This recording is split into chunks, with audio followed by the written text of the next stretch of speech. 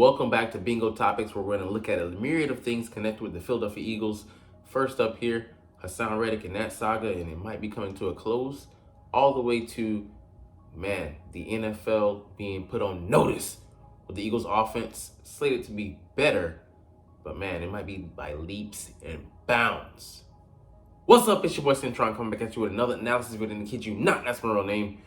First up, Haason Reddick trade rumors. So he's rumored to be going to one of two teams, the Cardinals or the Falcons, and they do have draft capital. We'll get to that in a short. If you want more information, go look at that. But it could get very interesting for the Eagles at the top of the draft, and they could be loaded in the top 100 picks and have a lot of draft capital to maneuver across the board, up, down, left, and right, and be able to snag some key pieces that will tremendously upgrade this roster and put us over the top to hopefully make us a stronger Super Bowl contender this year. But enough of that. We're gonna get into the meal today, the real meat and potatoes. Didn't even mean to say that, but man, that was bars. Let's get into the meal. 10 free agents that are still out there that could be guys that we bring in. And yeah, I know I've talked about this guy before, but I don't know. We'll see. But Clyde Edwards-Helaire, I'm gonna say Helaire, no. Terrible. But yeah, he's another free agent back. We should look to upgrade that position again, or say bolster in the draft. A guy, I keep saying that ad nauseum, I love Isaac Gorendo, my friendo. He is almost a carbon copy of Saquon, just much, much faster. 6 foot, 233, a little bit bigger. And he has a straight line speed, ran a 4.33 at the combine, but the jukes, the subtlety in his game is not there, but he's actually still pretty nice for what he could bring to this offense. Hope we grab him in the 5th round or maybe the 4th, but will be a great piece. But Helaire, no, he's a smaller back, can offer you something, but he'd be more like a last-ditch option. I'd rather bring Boston Scott back than bring him in the fold. Marquez Valdes-Scantling, just inconsistent.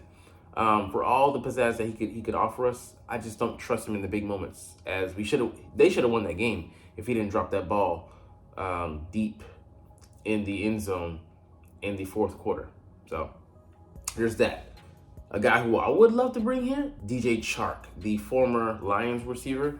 I think he came from Jacksonville. He ran a legit 4.3 coming out, 6'4", not a light receiver. I think he's around 205 pounds.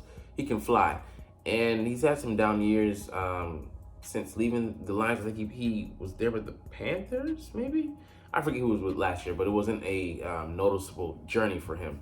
That being said, I think he could do some damage at the number 3 role. He can play inside and outside as well, but I believe it's probably the price tag and maybe the consistency, but man, he has field stretching speed. Josh Reynolds, I like his game, but he just looked terrible in the playoffs as far as like consistency. It might have been the game against the 49ers.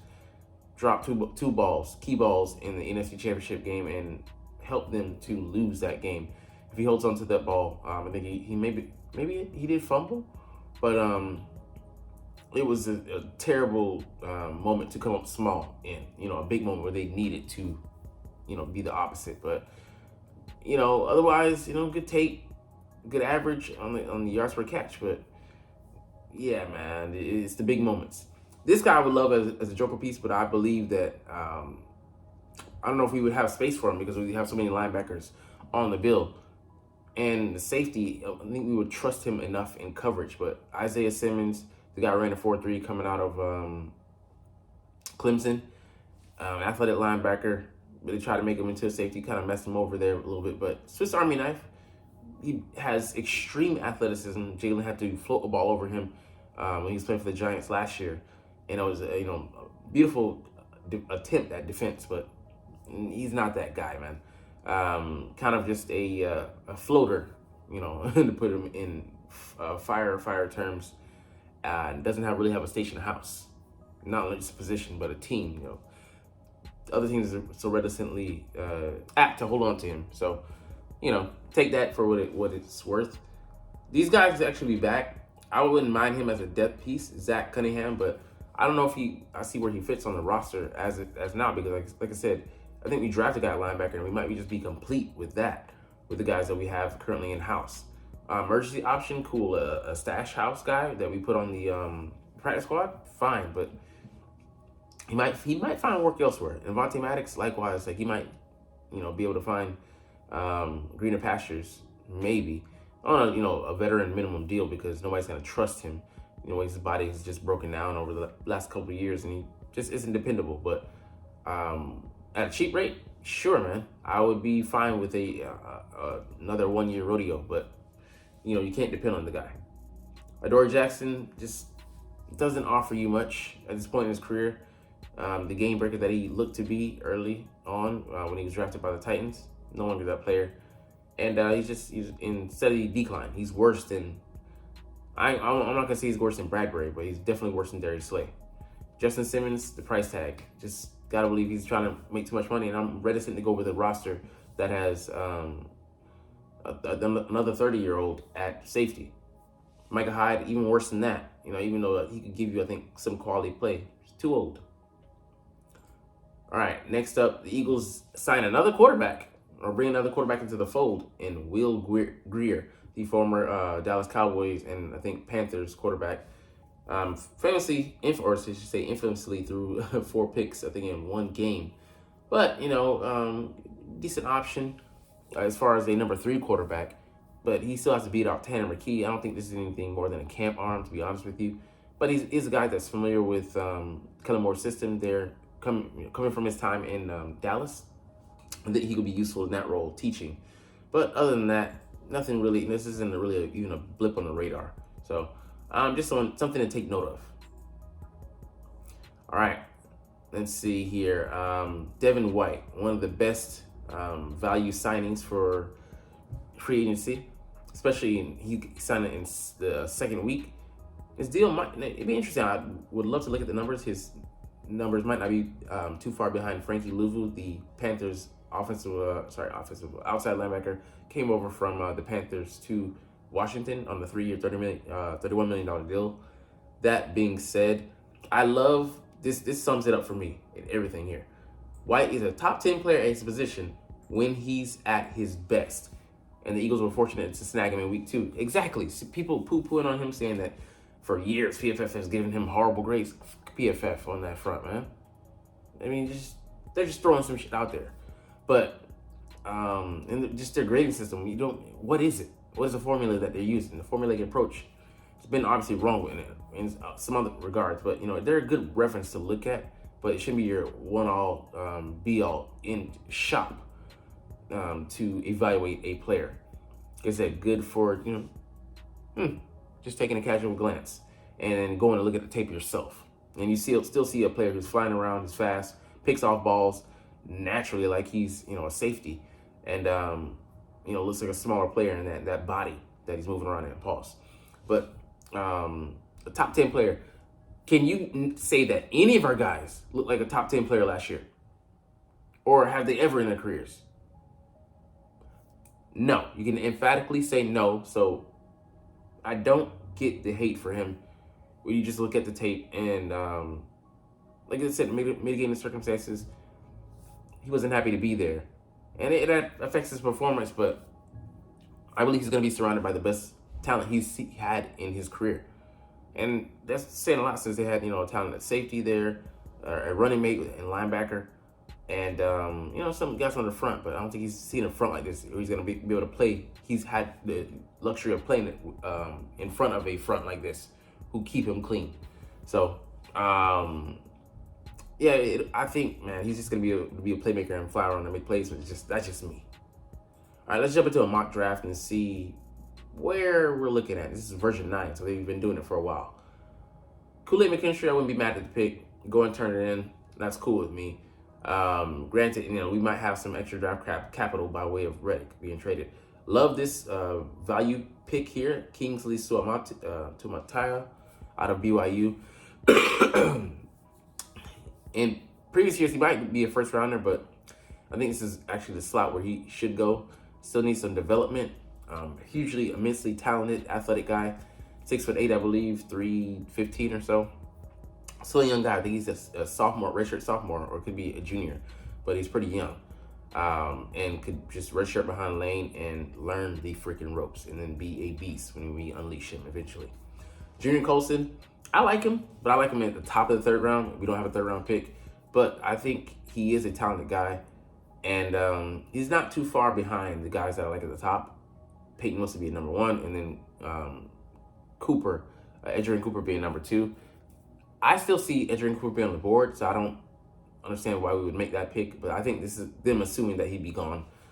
But I think this is just too high for him. I would trade down and look to draft him a little bit later if I can, and then try to get some extra value. B.B. Cooper, I just don't see us going with the guard there. I mean, I think it would be tremendous value, but I think there's other players, other places we could look at. Will Shipley, I like him, but like I said, there's a guy I like more. Gorindo, my friendo, Isaac, out of Louisville, would be my pick there. Wouldn't be mad at Jalen Simpson here because I think you'd have to bring a safety, but I would go with Ed Reed's cousin, Trey Taylor, out of Air Force. Justin Rogers, don't know enough about him to be honest with you, but we just picked up a guy who, if you're not gonna get that much time, I'd rather go in a different direction than the 5th round pick. So if Luke McCaffrey is available, maybe try him out. Hayden Hatton, wouldn't be opposed to it, but I have to go look at his tape. I don't know. Highly productive, lower level of competition there at Idaho, but if he can flat out fly, and he says he runs in a 4.5, so I'm like, but I'd rather have the guy out of Miami, a straight jet. So anyways, let's get to one last thing here. One signing that can impact each divisional race. Let's look at one for us. The Philadelphia Eagles, obviously the signing of Saquon Barkley was a masterstroke. Finally, Howie Roseman puts valuation to his word. Thought that, we value the running back position. No, you really do value it with this signing.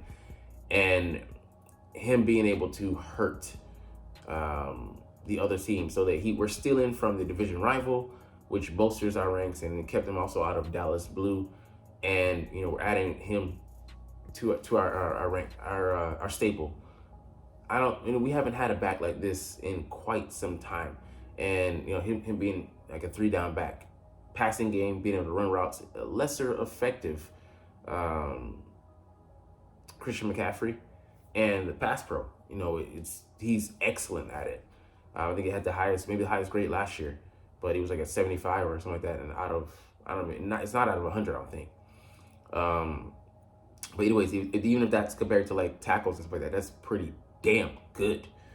And him being able to work with Jalen, you won't be able to to key in on him. You have to pay credence to Barkley. And yeah, I think he could, if he can rein in some of his, running style. I do think that he'll be running differently behind a line that he trusts, a line that he won't have pressure in his face the moment he receives a snap. He's not the central focal point. You cannot do that when you have two guys outside of him that, are back-to-back years, 1,000-yard receivers. It's just going to open up so much running room from him and in turn Jalen, and then they're going to feed off each other. It's going to be a very symbiotic relationship in that offense with everybody. And then a tight end that can control the space there. Marquee blue chip personnel at every marquee position. What the fuck are you supposed to do? I think he should have a career, at least 1,300 yards. And, we still might be able to conserve him. The yards per carry, I think, is a tick up. Him, the amount of yards he's going to be able to get before he's contacted, probably going to be the best of his career. Man, he's going to be able to be a weapon out there, unleashed. And like I said, his vision, I think he has it, but he hasn't been able to really utilize it. He's had to be in escape mode, emergency mode. So he'll be able to take full advantage of having an excellent offensive line and excellent weapons, the best he's ever had in his career, being a part of the best offense he's ever been. And we were top 10 last year. Think about with Saquon. Man, the sky's truly the limit. We might at bare minimum be a top 5 offense. Should be that good. And then think about if we add in a wide receiver 3 and a tight end 2. My gosh. Anyways, we'll get out of here on that note, but hey, you're not even here. You're not even watching, though, but it's all good because I love talking about the Eagles and I love making these videos. So we're going to chunk the deuces officially. But as always, it's fly eagles fly, and let's motherfucking go. Like, comment, share, and subscribe if you want. Thanks for watching. Check me out at Cintron, Cintron Anime, Cintron Life, or Cintron Laughs, or other social media.